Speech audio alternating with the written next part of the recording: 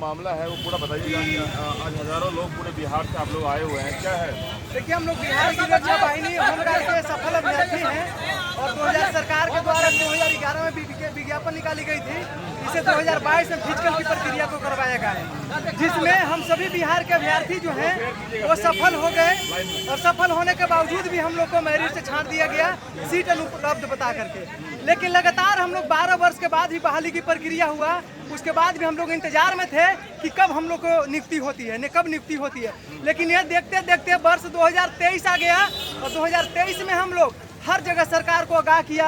हमने नीतीश कुमार जी के पास, तेजस्वी यादव के पास, हर जगह कार्यालय पर मुख्यमंत्री आवास का घेराव किया, तेजस्वी आवास का घेराव किया, लेकिन अब तक हमारा कोई निर्णय नहीं आया। और ऊपर से जब हम लोग तेजस्वी आवास के और नीतीश जी के आवास पर जाते हैं तो पुलिस प्रशासन के द्वारा हम लोग के लाठी डंडे से मारकर भगाया जाता है और बोला जाता है कि हमारा जो क्षेत्र है, ये क्षेत्राधिकार जो है ये क्षेत्र जो है प्रतिबंधित क्षेत्र है। समय तो हम सरकार से पूछना चाहते हैं कि यदि आप अपने क्षेत्र में धारा 144 लगा रखे प्रतिबंधित क्षेत्र है और यदि हम चुनाव के समय में यदि अपने हम घर और गली मोहल्ले में अगर चुनाव के समय अगर प्रतिबंधित क्षेत्र अगर लगा दें तो ये नेताजी को क्या होगा।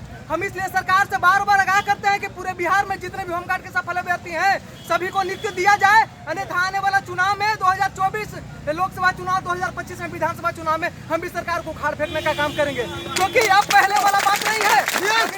जो वोट का राजनीति करते हैं तेजस्वी यादव या नीतीश कुमार, वो भूल जाए, क्योंकि पहले वाला यादव और पहले वाला लोग यहाँ पर नहीं रहे। सभी लोग के पास शिक्षित और जो आप बात करते हैं उन सभी को हम समझते हैं। तेजस्वी यादव मन से भाषण देते हैं कि हम 1,75,000 के बिहार में कहीं भी ऐसा बिहार में राज्य नहीं है जहां पर इतना बड़ी संख्या में जो है बहाली की निकाली गई। तो हम तेजस्वी यादव से पूछना चाहते हैं कि 2023 से अब तक आपके पास 100 आवेदन गया कार्यालय के माध्यम से, आपके पास व्हाट्सएप, फेसबुक, ट्विटर और मेल के माध्यम से, लेकिन अब तक जवाब क्यों नहीं? 1,75,000 में क्या ये बिहार के युवा नहीं है? जबकि हमारे पास कोई शेष उम्र नहीं बचा हुआ है, हमारे पास नहीं किसी के पास। 40 से 45 की उम्र में भी हम लोग ने सब मिलकर कड़ी मेहनत किया और फिजिकल की प्रक्रिया को शामिल किया। और नीतीश कुमार से मिले हैं, तेजस्वी यादव से भी मिले हैं आवेदन, उन्होंने हमने कम से कम 20 बार उनके हाथ में आवेदन दिया हम लोगों ने मिलकर। अभी हाल फिलहाल में शरद यादव का पुण्यतिथि था, उनके कार्यालय पर भी हम लोगों ने जाकर ज्ञापन उनको हाथ में सौंपा,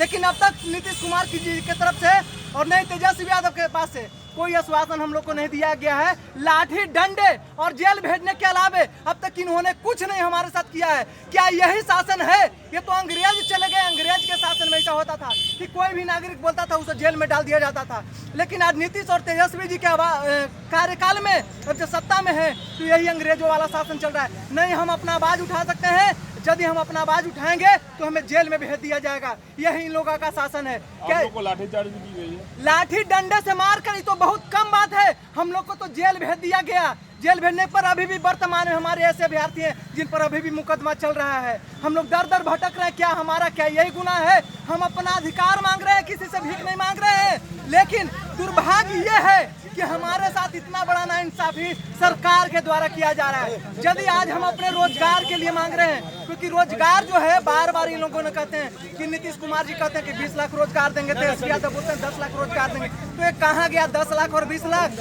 आज हम इस कगार पे पहुंचे हुए हैं कि अगर जेल में कोई व्यक्ति जाता है तो क्या वहाँ पर ब्राह्मण पंडित जी से रामायण और महाभारत का ज्ञान लेकर आता है? नहीं, वहाँ पे जितने गलत काम करने वाले व्यक्ति रहते हैं वही वहाँ पर रहते हैं। तो उनके पास जाने के बाद भी जो है उनके पास वही ज्ञान प्राप्त होगा जो उनके आसपास के लोग रहेंगे।